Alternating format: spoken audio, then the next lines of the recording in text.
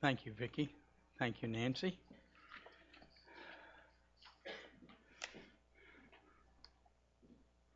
Spirit does know, always. What we have to do is go inside and find the answer. I kind of want to start off this morning sharing a little bit about what is the intention, if you would, of the messages of hot topics during the month of July. And they've been hotter this year than probably they've ever been, okay?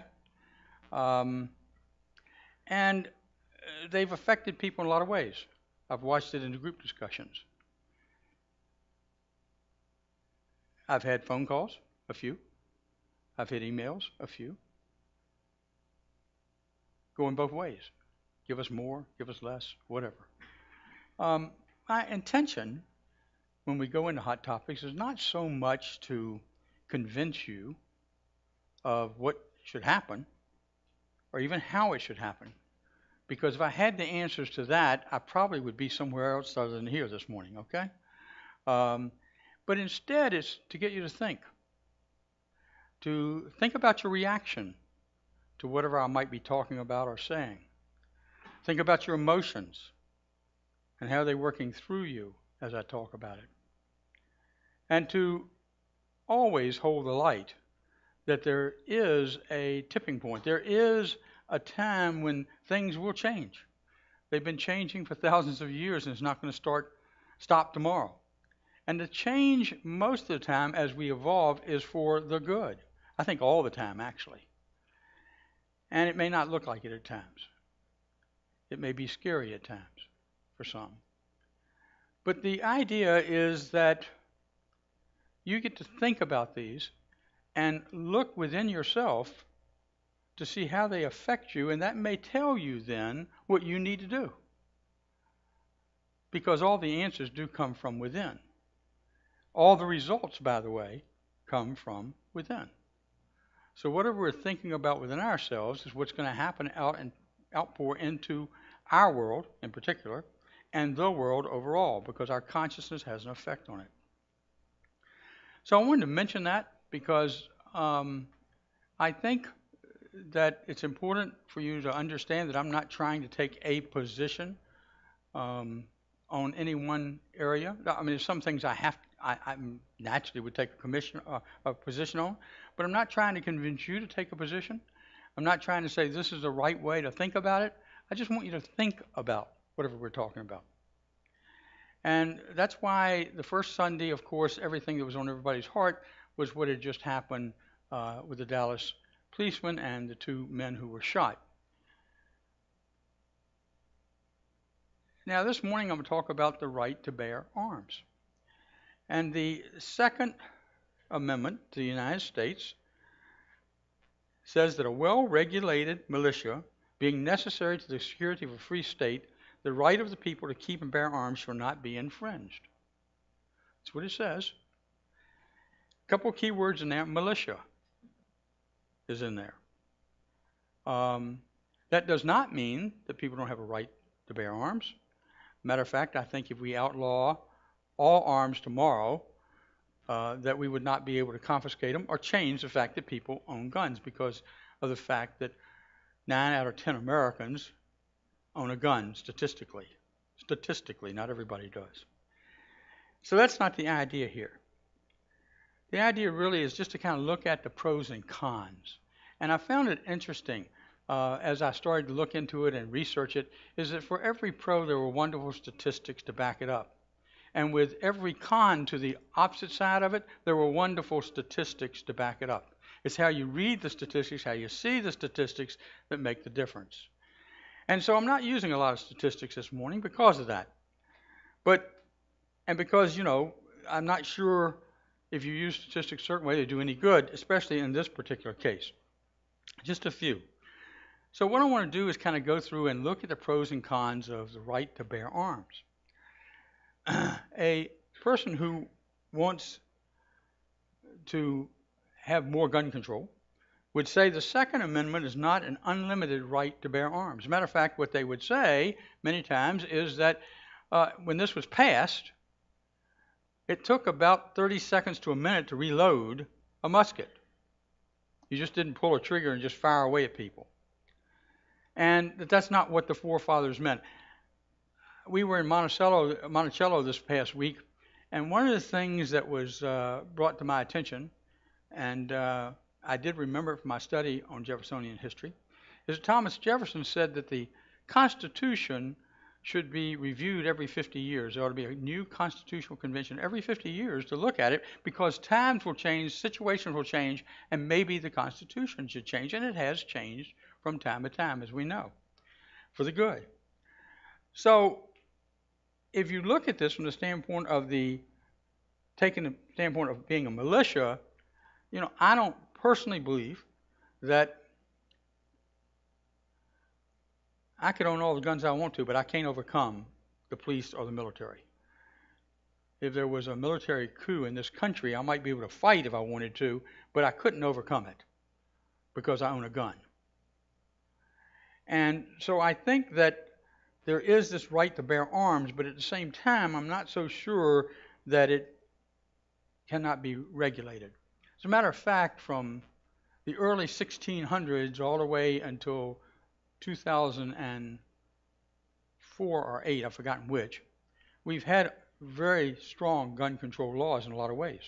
We have a few left now.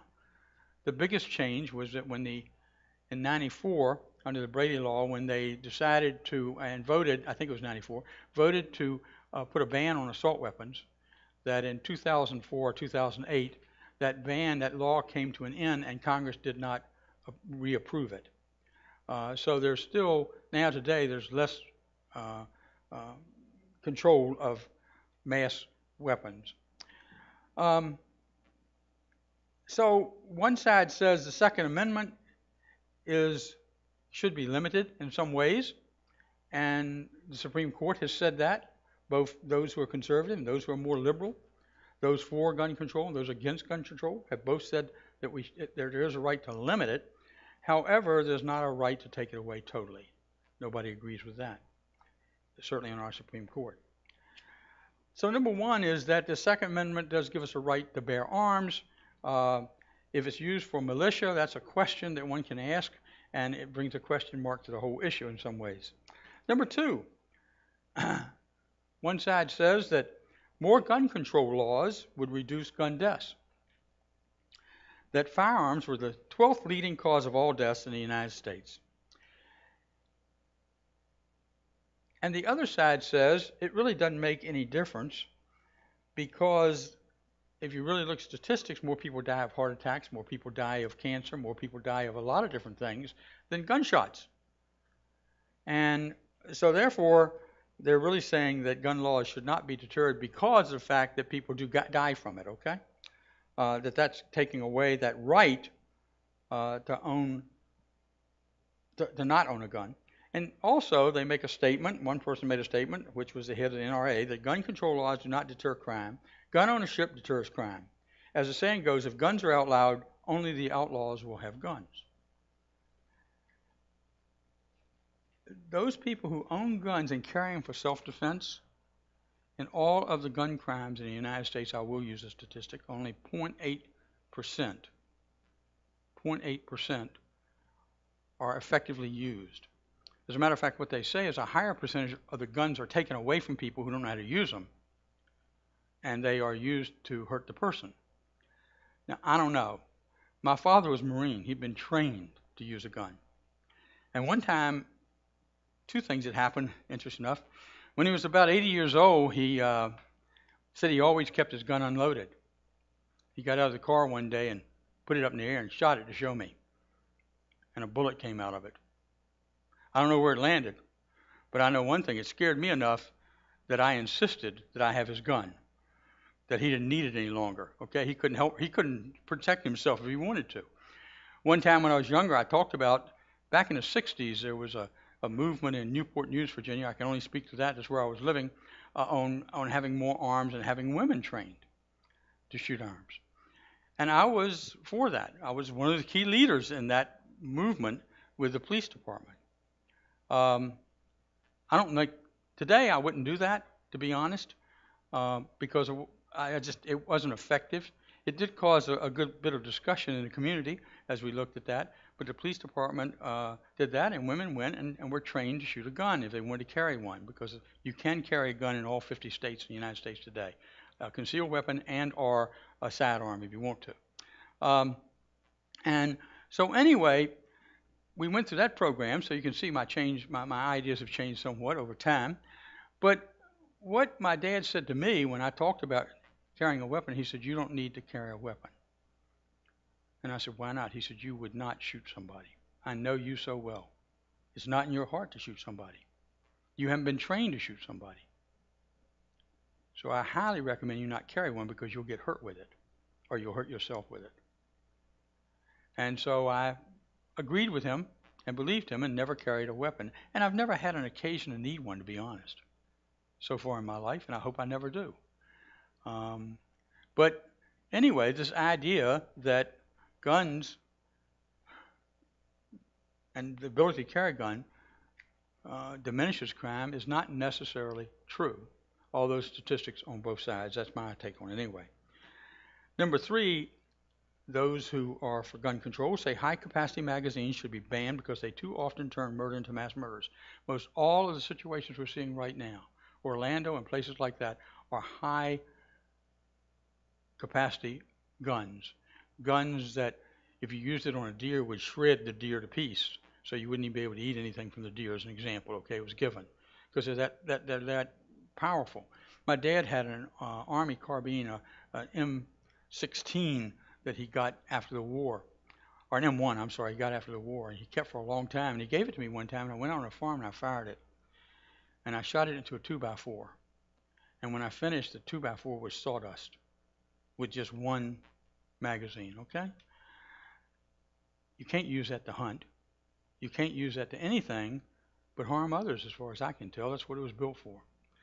But some people say you should not. There should be a ban because of that, and you can tell how I feel about that. But there are others who say that once you put a ban on one gun of any type, that you are then starting to infringe upon the right to own a gun.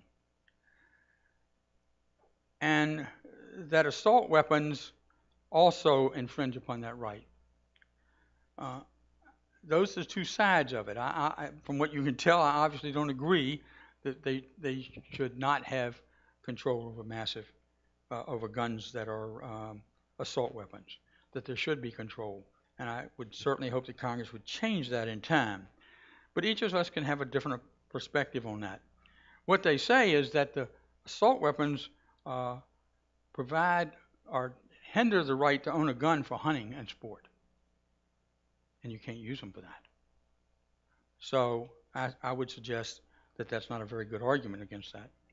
Number 4, more gun control laws are needed to protect women from domestic abusers and stalkers. I will use a couple of statistics here that were surprising to me. One main one is that a woman's risk of being murdered increases 500% if a gun is present during a domestic dispute. Here at Unity of Richmond, every year, the YWCA has a program to honor those who died in domestic violence. Most of them die because a gun is present. Not all of them, but most of them, about 60%. And they have this wonderful ceremony here, and the place is packed. It's packed because so many people are affected by that. And also, if you look at how many soldiers were killed in Iraq and Afghanistan, it was 5,364 over a 5-year period. That same number, over the same period of time, 6,410 women were killed by an assault weapon, by a gun. Just amazing. I had no idea. I thought the statistic was interesting because we know how people protest against the loss of American lives when they're overseas. And yet we don't see that same kind of protest, if you would, on gun control sometimes. We do, but not as much. And then the con to that is that gun control laws infringe upon the right to self-defense and deny people a sense of safety. And studies do show that most people in the United States today do not feel safe. About 60% do not feel safe for whatever reason. Well, for a lot of reasons, but they don't. And so the idea is that stricter gun laws would make it more difficult for people to protect their homes and families. And um, I have a gun in my house, and I only have it not for protection, as I said, because I inherited it from my dad. It's the one I took from him. So I still have it. Don't really know what to do with it. Don't need it. And so this has brought up that question to me, what do I do? Because another idea is that gun control laws should allow for guns to be registered, a must. And it used to be like that, by the way. Guns have to be registered in early colonial times. And some people say that's an infringement on the Privacy Act, and it may be, I don't know. But if they're registered, they can be tracked. And if they're tracked, what they know is that most uses of gun violence come from people who bought the guns legally, especially the mass killings we've seen recently. They actually bought the guns legally. And so, not that it would keep it out of their hands, but it's less probability that somebody who's mentally ill would get hold of it. Another thing is that a majority of adults, including gun owners, support common sense gun control, such as background checks, bans on assault weapons, and bans on high-capacity magazines. The NRA is an absolutist organization. Gun control, any kind of gun control, is out. That's their stand. And yet, the people who belong to it, the great majority, believe there ought to be some controls on guns, and there ought to be the registration of guns, interesting enough. And so, each of us can look at that differently, but gun control laws that require background searches, the NRA says, are an invasion of privacy, and that the invasion of privacy is more important than the result of people buying guns. There was a Rabba Audrey Corotin, and soon after the killing of the children in Connecticut a few years ago, he gave a message. Now, he was angry. He said, I am angry. And I don't suggest you give messages when you're angry. Okay? You better calm down first. But that's okay. Here are the things that he said, 2 or 3 things. Number one, that many people feel there's a slippery slope, that if you put any kind of infringement against using a gun or owning a gun, that what will happen eventually will all be taken away from us. He said there's no slippery slope because we wouldn't be able to confiscate all the guns that are out there. But we ought to hopefully get knowledge of what they are, where they are, and who has them. He said, number 2, having more guns does not make us safe. The U.S. has the highest gun ownership rate in the world and by far the most deaths by firearms in the world. He called these facts. I don't know if they're facts or not. Fact number 3 is the National Rifle Association takes absolute stands that even its own members disagree with, which I mentioned. And the other thing is that much of the budget that's supported by the NRA, and I'm not against people who belong to the NRA, even though I may not agree totally with the NRA. Everybody has that right. But what it is supported by the firearm manufacturers who make assault weapons. The greatest percentage of their budget is supported by that. And then they use that money to influence our congressmen, and our senators. And the way they do that is that if you vote a certain way, now makes you understand a little bit why we can't get the vote through, okay? If you vote a certain way, they will vow that, number one, they will withdraw the funds from you, and they will spend twice as much money to get a candidate who supports their viewpoint when you run. That's kind of scary to most congressmen, okay?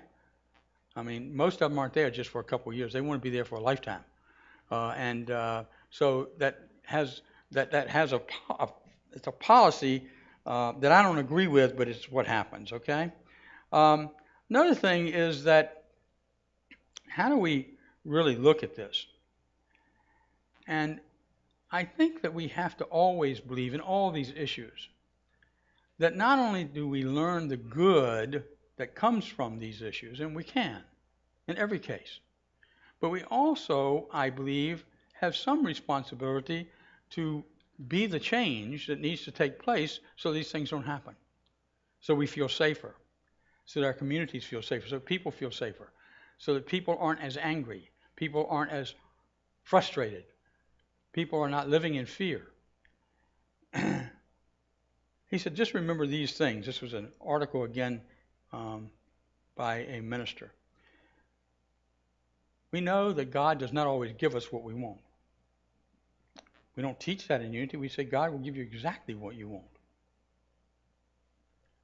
If that's what you focus on, that will come to you. But he said that really we can affirm that everything will work out for the good. Martin Luther King Jr. taught that the moral arc of the universe is long, but it bends towards justice. It bends towards justice. He said that Jesus taught us in a portion of the Gospels that we must not lose hope. That this world will be transformed if we have a different consciousness, if we change our way of thinking. And if we carry that consciousness into our lives and into our connection with others.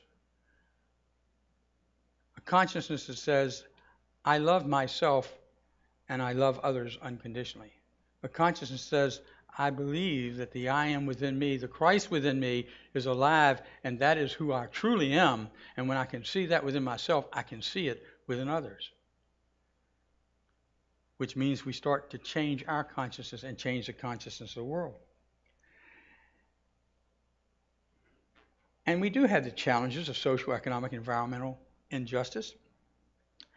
And we have the opportunity at times to offer an alternative vision of a world where we all have enough and where all are free from violence and oppression.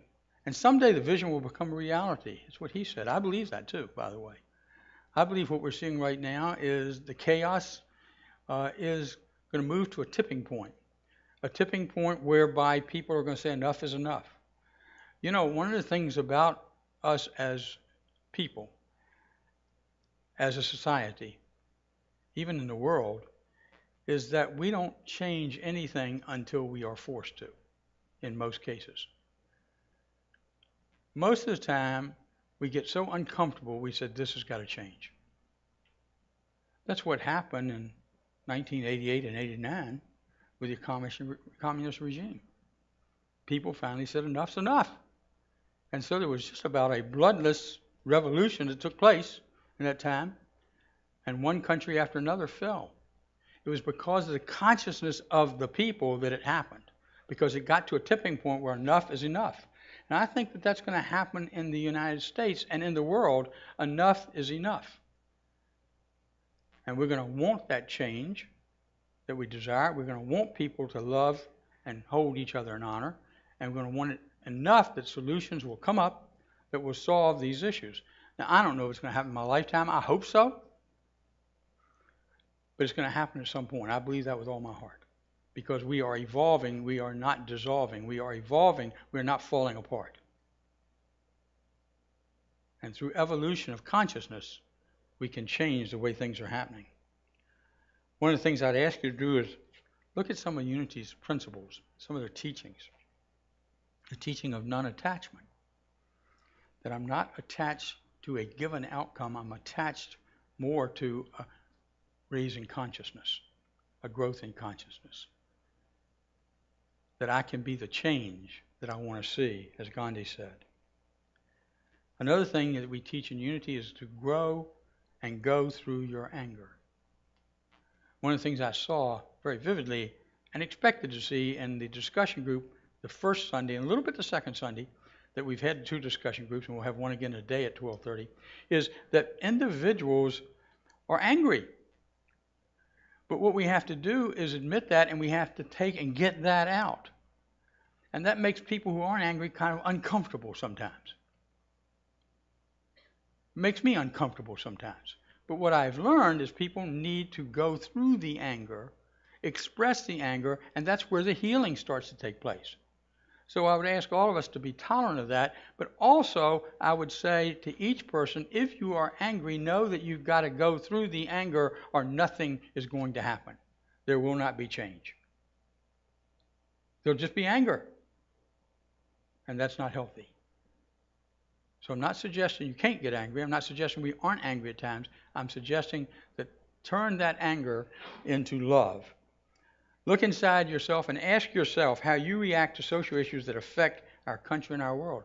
What are my feelings? What are my reactions? And how do I want to act? And question yourself on that. That's being the witness to oneself. That's being the observer to oneself. And it's only in that case that we can learn and grow. And also believe there is an answer. I've told you I believe that. So hold the image of a safe and loving society that honors life, liberty, and the pursuit of happiness. All of us have one thing in common. We would love to see heaven on earth. Not up there somewhere, not out there somewhere, right here within ourselves. Each and every one of us want to be at peace. Each and every one of us want to live a life of joy. Each and every one of us, I really believe, want to be treated equally and fairly. And so I would say hold that. And then the next thing is to pray affirmatively, not defensively. That we use affirmative prayer.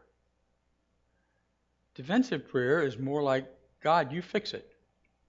Or what's wrong with those people? Fix them. Get them straightened out. And if you think that way, then what's wrong with those people is what's wrong with your thinking, okay? Because you are imposing on them something different, and people will respond to that in a like nature. I really believe that when you love somebody unconditionally, when you behold the Christ within yourself and you see that Christ in others, that what happens is you then turn around and you are able to communicate with that person, honor that person, even when you have disagreements, even when you do not agree. Most of the cases, I think, in unity is that what we normally disagree on is how to get it done, how to take action. Not that we should take, we don't disagree that we should, it's just how we do it sometimes. And so we listen to each other, and when we listen to each other, we learn, we compromise, we grow, and we do take the right action. Let me give you one example of action that was taken in Pittsburgh. In Pittsburgh, Pennsylvania, they decided, this was in the late 2000s, the public health department and church leaders got together and decided that violence, not just gun violence, but violence was becoming epidemic in nature. That it really was a disease. They treated it as a disease more than they treated it as just a problem. And because it was a disease of misunderstanding, a disease that was within us where we thought we have the right to get even, we have the right to be victims, we have the right to be angry, we have the right to do all those things. And we do, but we also have a choice not to do that. And so they got together, and what they did is they asked the churches in Pittsburgh, and well over 300, 400 of them participated on a particular Sunday, to give messages on nonviolence. Then what they did is they had a campaign on nonviolence. And they handed out the brochures, and they had meetings, and it grew and grew until it had some effect in the city of Pittsburgh. Definable effect. A reduction in violence in the city over a 2-year period. In Washington, D.C., and most of you have heard about this, there was action taken, this was a good while back, where a couple thousand people got together to pray one summer in an experiment. And the prayer was affirming that the violence in Washington, D.C. would drop. And in that 3-month period that people were praying, it dropped 25%. And it stayed down afterwards.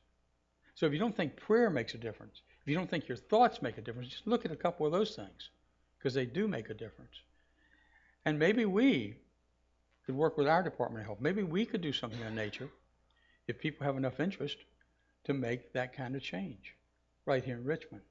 When I lived in Richmond in the 90s, Richmond was pretty much the capital of the murder capital in the United States, one of the 2 or 3 top cities today that's not true. Change is taking place.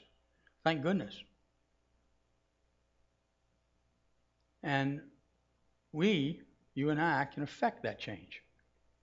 If we're willing to step into the principle, we're going to pray about it in an affirmative way, see what you want to happen. That's what we're talking about.